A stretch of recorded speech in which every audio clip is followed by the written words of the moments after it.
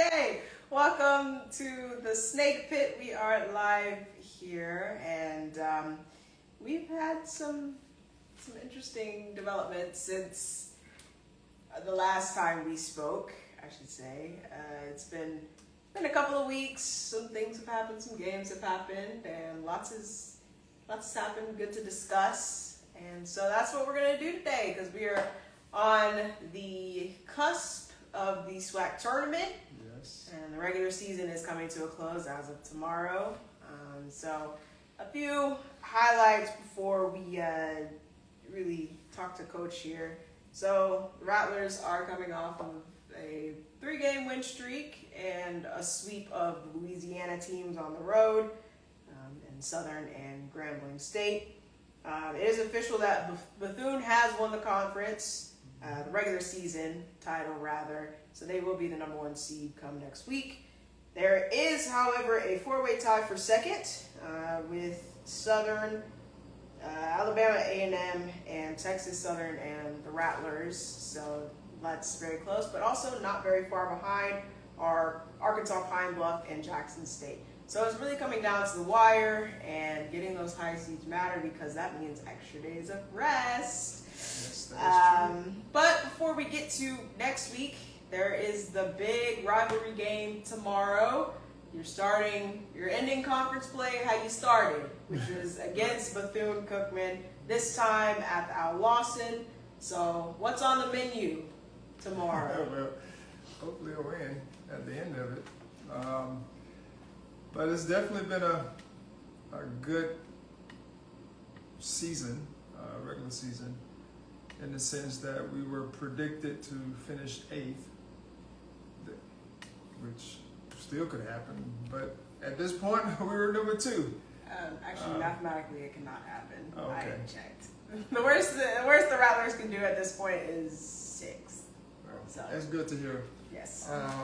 But it's been one of those seasons that's been very encouraging because, we lost to Bethune-Cookman the first game by 4 points, I do believe. And it was a close game, back and forth. And, we proceeded after that to go and win 5 straight and started the conference out 5-1. And then we went on this streak of losing 4 straight, which one was a tough one to Jackson State by 1 point. And, once that happened, we were on the road, lost a couple more. And so it was one of those times where we were going through trying to figure it out as a team. And then we went win-loss, or something to that back. But now we've hit a streak where we won 3. And we're at the end, which is a good thing because you want to be playing good basketball at the end of the season. And now we're back at where we started, which is Bethune-Cookman. And both teams are a little different. Have a little season on our belt. And now we can have the finale. They've already wrapped up the regular season conference championship. And we're fighting for a seed, so we're looking forward to a hard-fought match tomorrow. Absolutely, and I guess tomorrow will be used as more of like a tune-up per se, and just the kind of seeing where you are, because you're going up against the top dog in the SWAC. So kind of what's the temperature? Well, we know where we stand as far as being able to compete at the highest level. We're not where we are by accident. And senior night is tomorrow, so that's another reason for us to get excited about honoring our seniors.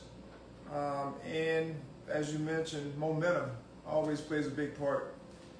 We were like 3 games ago, we were looking at Ken Palm and where they had us ranked and the projections they had for us for these last 4 games. Or 5 games, I think is where we started looking at it. It was the Alabama A&M game.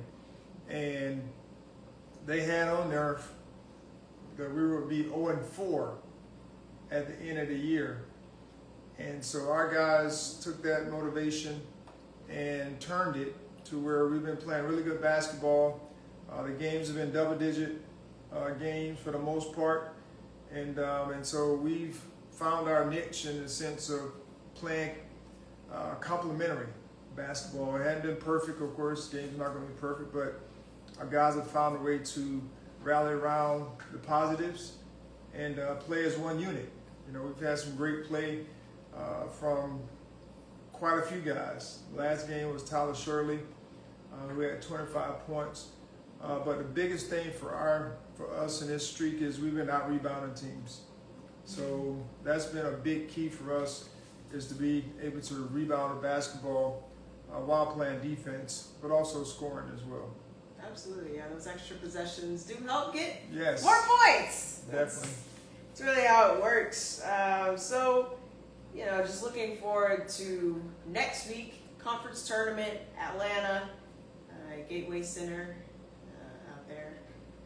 But there's a lot of games in not very many days.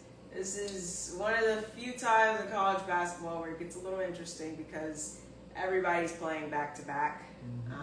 And so it becomes a little interesting because conditioning comes into play in a sense. So what are you guys looking forward to and kind of preparing for potentially playing like 3 games in 3 days?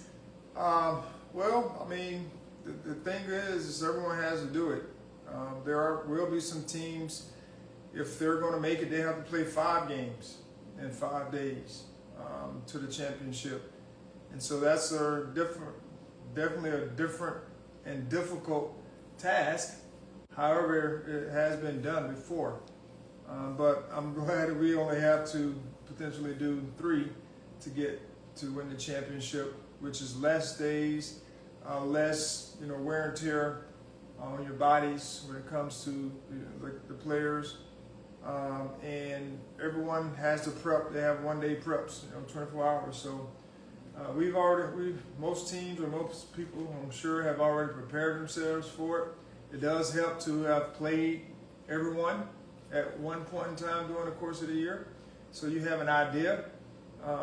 But the key is to be playing good quality basketball during this season, going into the tournament, so that you can build on that momentum. Absolutely. And I guess just thinking about the wear and tear of it all, that's kind of been the story of the season for you guys, is having injuries to players here and there, some players missing some games, and then since one player comes back, another one goes down. So kind of what has been the mindset of being able to push through continuous injuries from different players, and what's good now that everybody's kind of back and healthy? Well, I mean, you always want to have depth, and that's the reason why you want to have good depth, because guys have been in and out, and other guys have stepped up. Some guys have played more minutes lately because they've been productive, and 2, we've needed them to be out there longer. And you don't want that, but that's been the case, especially when you have guys in and out of the lineup. But the good thing now is we have pretty much everyone back healthy enough to play. And that gives you that chance to be able to throw guys in spot minutes, like Tuscan the other night. I forgot which game it was, but he came off the bench. I think he might have played like 6 minutes, and he was very beneficial in the win, because I think he may have scored like 6 points, and that was very big for us because we needed those points, and his minutes helped us with our energy as well, because everyone knows his story and was happy for him. And so that's just one story of like guys stepping up and playing. He only played maybe 6 or 7 minutes. But those 6 or 7 minutes are very impactful. Bernard Taylor's another one who hadn't played all year for the most part, and then he comes in certain games and he gives that spark that we need to either build a lead or keep a lead. But those minutes are very valuable, and we don't take those for granted either. And so, I mean, we've had Anthony Knowles win a game for us. Hit a game-winning shot in Arkansas Pine Bluff. And, you know, he's in and out of the lineup as well. But just when you have a quality team, competitive depth, guys stepping in, making plays when you need them, and that's been our story. Absolutely. That's awesome. And kind of been a good story of the season. And congratulations to you for being a finalist for the Ben Jobe Award, which honors the top minority coach in Division I basketball. So congratulations to you for that. Thank And let's see, I guess the question is now, I know Bethune has been the regular season champion, but is somebody else going to claim the title of who is SWAC?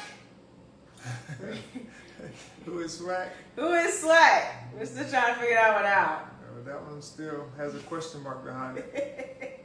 And so Bethune has claimed that title for the regular season, and it'll be game on once everyone gets to Atlanta next week for the SWAC Tournament, and to claim who is SWAC to be able to go to the NCAA tournament. So I'm just glad that we're in the mix. Absolutely. And tomorrow should be a very, very lovely game. So come on down to the Lawson Center tomorrow evening. Yes.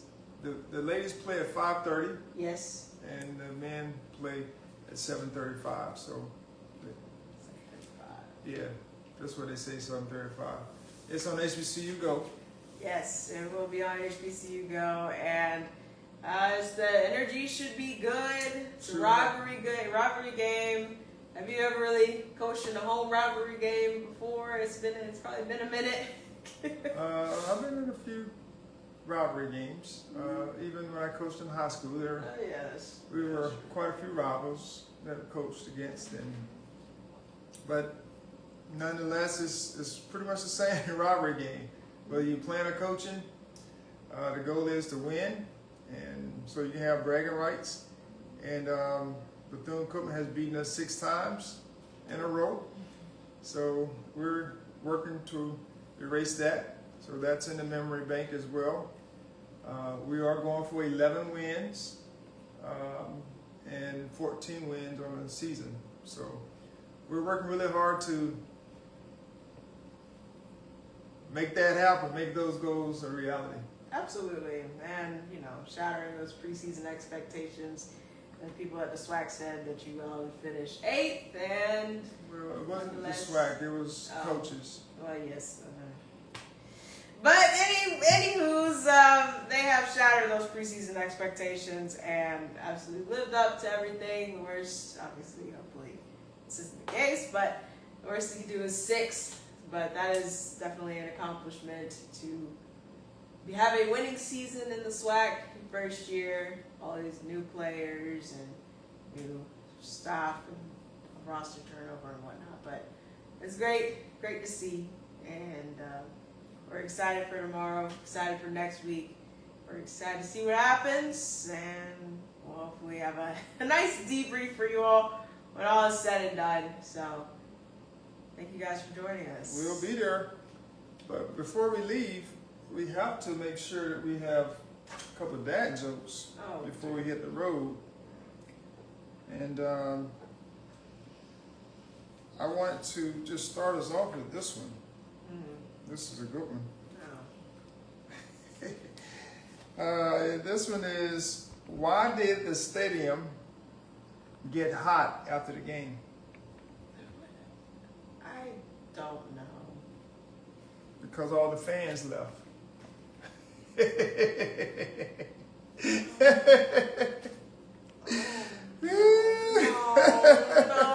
No. That was a good one. Here's another good one. If you have 13 apples in one hand and 10 oranges in another, what do you have?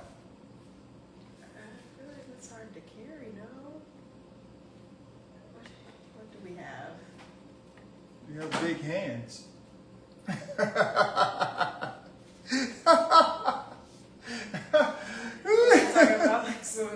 Some Kawhi Leonard size fans here. Yes. Okay. Oh boy. I have two more. Oh. Why don't ants get sick? What? I don't know. Why don't ants get sick? They have antibodies.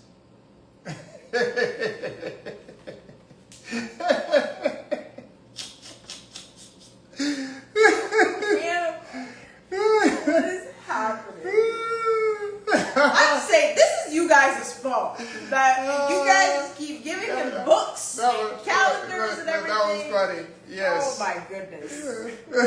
I'm blaming each and every one of you. Oh, this is good. This is another good one. Last one. Oh. Why did the runner stop listening to music?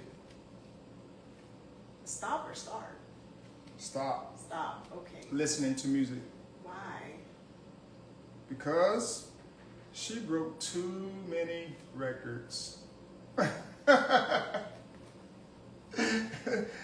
it up. That is it. But just shout out to the young lady who actually gave me this book. I appreciate you. I didn't get her name, but it was at the Thomasville Public Library, and she solicited. She just came up and gave it to me because of this. Because we have that of time. So you guys love that. well, there will be more later. Well, thank you guys for joining us and suffering with me and my torture. But anyways, I hope you all have a great evening and hope to see you tomorrow at the Lawson. Go Rattlers.